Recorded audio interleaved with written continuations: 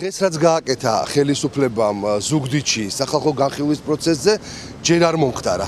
მათ მიიღეს გამოცდილება ბათუმში სერიოზულად წარუმატებელი განხილვა გამოუვიდათ, მოსახლეობამ ძალიან კრიტიკულად შეაფასა საკონსტიტუციო ცვლილებები და დღეს უკანა კარებიდან შეიყვანეს თავიანთი აქტივი დარბაზში და მთელ ოპოზიციურ სპექტრს ადამიანებს, რომელსაც განსხვავებული აზრის გამოთქმის სურვილი აქვს შეხვედრაზე და შეკრებაზე, არ აძლევენ საშუალებას შევიდნენ დარბაზში. შეიყვანეს თავისი პოლიტაქტივი, ისინი ვინც ტაჟს დაუკრავენ იმ აბსურდებს და სისულელებს, რასაც ხელისუფლება საკონსტიტუციო ცვლილებების სახით თავაზობს. დღეს 10:30-დან ზუგდიდის ორგანიზაციის წარმომადგენლები ვიყავით ადგილზე მობილიზებული, რათა მიგვიღო მონაწილეობა საკონსტიტუციო განხილვაში, მაგრამ 10:30-დან მოყოლებული ჩემი გუნდის ვერც ერთმა წევრმა ვერ შეძლო დარბაზში შესვლა. დარბაზი 12:30-ისთვის გაიხსნა, შესვლისას აღმოჩნდა, რომ დარბაზი გავსებული იყო წარმომადგენლებით, როგორც ჩვენ დავადგინეთ, უკანა კარებიდან იქნა შეყვანილი, ასევე დამატებით ხდებოდა გამოძახება ერთეული წარმომადგენლების და დარბაზში ფაქტიურად ვერც ერთი ჩვენი წარმომადგენელი ვერ მოხვდა. ოპოზიციური სპექტრი ამ ეტაპზე დარბაზში ადგილს ვერ იკავებს, მხოლოდ და მხოლოდ შესასვლელთან უწევთ დგომა.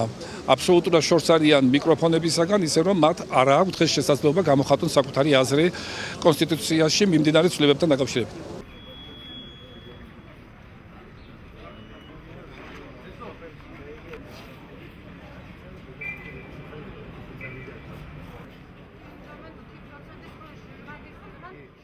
ძალიან სამწუხაროა იმისი აღიარება, რაც ახლა ხდება ზუგდიდში, ხელისუფლებამ ქუთაისში და ბათუმში განცდილი მარცხის მერე, რაც მათ იწვნიეს იმ დებატების პროცესში, რომელიც კონსტიტუციის განხილვას უკავშირდება, გადაწყვეტილება მიიღეს, რომ შეემცირებინათ იმ ადამიანების რიცხვი, რომლებიც პოტენციურად შეიძლება აღმოჩენილიყვნენ დარბაზში. ჩვენთვის ცნობილი იყო, რომ სულ სხვა დარბაზში უნდა გამართულიყო ზუგდიდში, მით უმეტეს თვითმმართველი ქალაქია ზუგდიდი და უზარმაზარი რაიონია და ნამდვილად იმსახურებდა იმას, რომ არა 260 კაციან დარბაზში, არამედ სწორედ მინიმუმ 800 კაციან დარბაზში, რომელშიც იგეგმებოდა გაგრძელებულიყო ეს ხილვა, მაგრამ თქვენ ძალიან კარგად ხედავთ, რომ ძალიან ბევრი ადამიანი დარჩენილია გარეთ.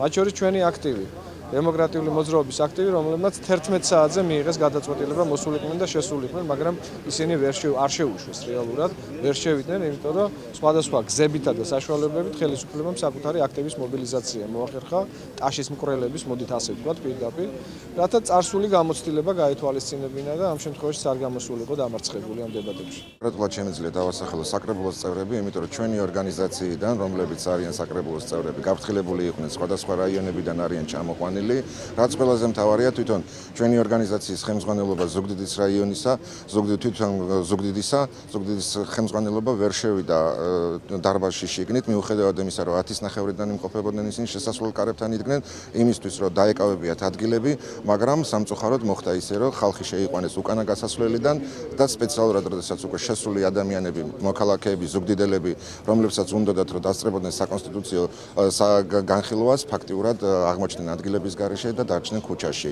რაც ყველაზე მთავარი არის და ხაზგასასმელია, ეს არის ესე იგი ადმინისტრაციული რესურსის გამოყენება, მიუხედავად იმისა, რომ დღეს არის დასვენების დღე, დიახ ბატონო, გვესმის ეს ყველაფერი, მაგრამ მანქანებით და მარშრუტკებით ჩამოყვანილი ხალხი ცდილობენ გადაჭედონ დარბაზი, რათა ოპოზიციური პარტიების წარმომადგენლები არ მოხვდნენ შიგნით, რომ მათ დისკომფორტი არ შეუქმნათ.